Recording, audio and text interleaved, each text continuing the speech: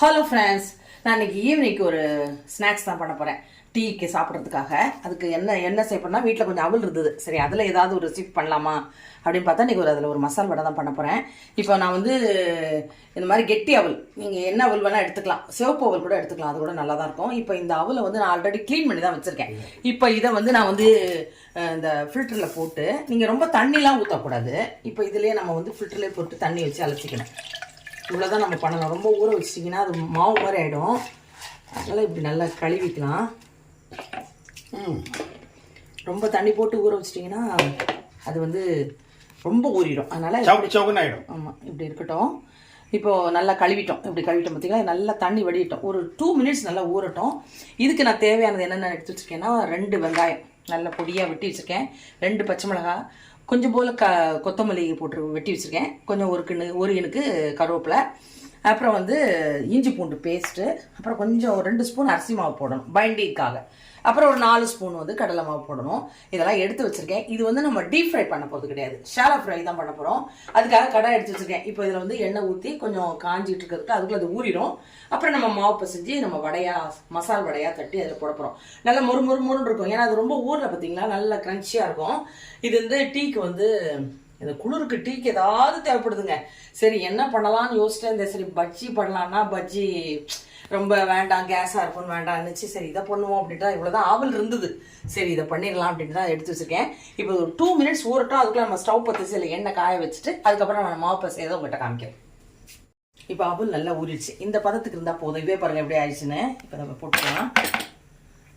இப்போ இதில் வந்து நான் கொஞ்சம் கடலை மாவு போட போகிறேன்.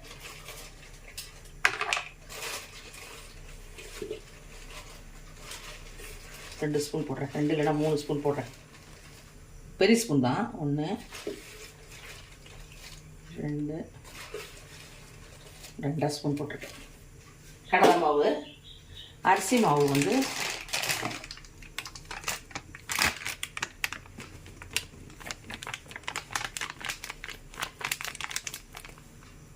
ஒன்றரை ஸ்பூன் போடுறேன்.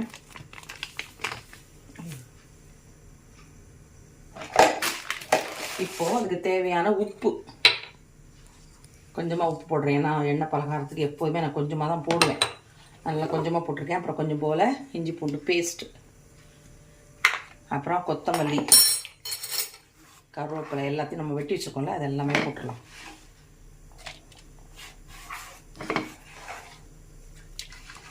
உப்பு போட்டுட்டேன். இப்போ வந்து கொஞ்சம் போல் காரத்துக்கு தனி மிளகாத்தூள், கொஞ்சம் கலர்ஃபுல்லாக இருக்கிறதுக்கு. அந்த கலரை வந்து காஞ்ச மிளகாய் கலரை தூக்கி கொடுக்கணும்னா நீங்கள் கொஞ்சம் மஞ்சத்தூள் போட்டால் தான் அந்த கலர் நல்லாயிருக்கும். அதனால் கொஞ்சம் போல் மஞ்சத்தூள், அப்புறம் கொஞ்சம் போல் பெருங்காயம்.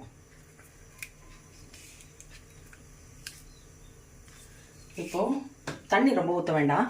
இந்த வெங்காயத்தில் இருக்க தண்ணி, அவலில் உள்ள தண்ணி தேவைப்பட்டால் கொஞ்சம் தண்ணி தெளிச்சுக்கிட்டு தான் பண்ணணும். அதனால் இப்படி நல்லா பிசைஞ்சிக்கோங்க. இப்போவே பாருங்கள் எப்படி வந்துச்சுன்னு. தண்ணி ஊற்றிட்டா ஒரு மாதிரி மொறுன்னு வராது. அதுக்கு தான் தண்ணி ரொம்ப ஊற்றக்கூடாது, கொஞ்சம் தெளிச்சிக்கிட்டா போதும். இப்போ நான் இதை பிசைஞ்சிட்டு உங்கள்கிட்ட காமிக்கிறேன். ஒரு ஸ்பூன், இந்த ஸ்பூன் இருக்குல்ல, அந்த ஒரு ஸ்பூனுக்கு தான் தண்ணி ஊற்றப்பேன். இருங்க வரேன். இல்லைங்க, ஒரு ஸ்பூன் தான் தண்ணி ஊற்றிருக்கேன். தேவைப்பட்டால் இன்னும் கொஞ்சம் வேணால் தெளிச்சிக்கலாம். அவ்வளோதான், தெளித்து தான் பிசையணும்.